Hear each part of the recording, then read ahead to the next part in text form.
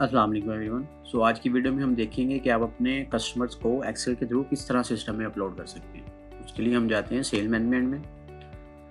हम कस्टमर्स के फॉर्म को ओपन करते हैं। यहाँ पर हमारे पास ऑप्शन है इंपोर्ट का। इंपोर्ट के ऊपर क्लिक करेंगे और जो भी आपने अपनी फ़ाइल क्रिएट की है कस्टमर्स के, वो हम यहाँ से फ़ाइल को चूज़ करते हैं, इसको ओपन करते हैं और इसकी मैपिंग करते हैं कि आपने अब जो आपकी हेडिंग्स हैं फ़ाइल की, वो आप किस जो सिस्टम में हेडिंग्स हैं उनके साथ मैप करेंगे। अब लेट्स सपोज़ मैं यहाँ पर जाता हूँ कस्टमर्स के टेम्पलेट को।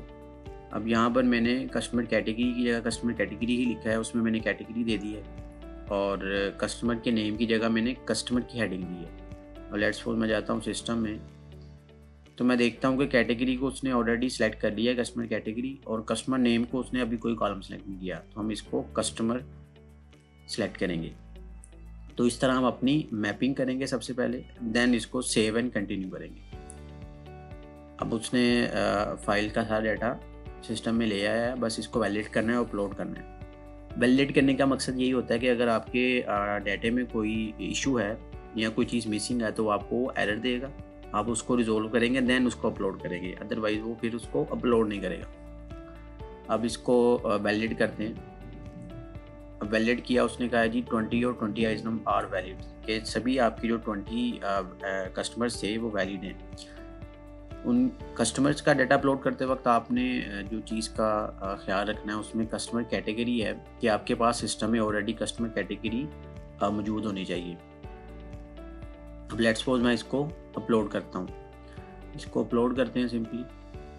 अब जैसे ही मैंने अपलोड किया, उसने जितने भी कस्टमर्स थे एक्सेल के थ्रू वो सिस्टम में ले आया। अब लेट्स सपोज हम देख लेते हैं।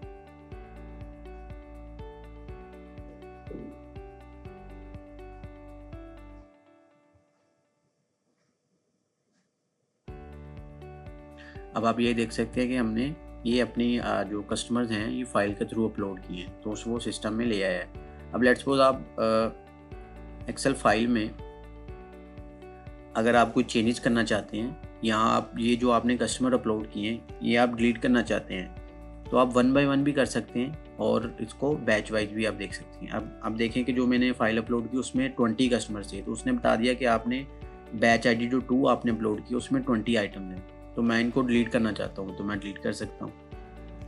डिलीट करने की ज़रूरी है कि आपका ये कस्टमर किसी भी ट्रांजैक्शन में आपने यूज़ ना किया हो। अगर आपने इस कस्टमर के अगेंस्ट कोई ट्रांजैक्शन की है तो पहले आपको वो ट्रांजैक्शन डिलीट करनी पड़ेगी, देन ये आपके कस्टमर्स जो हैं वो डिलीट होंगे।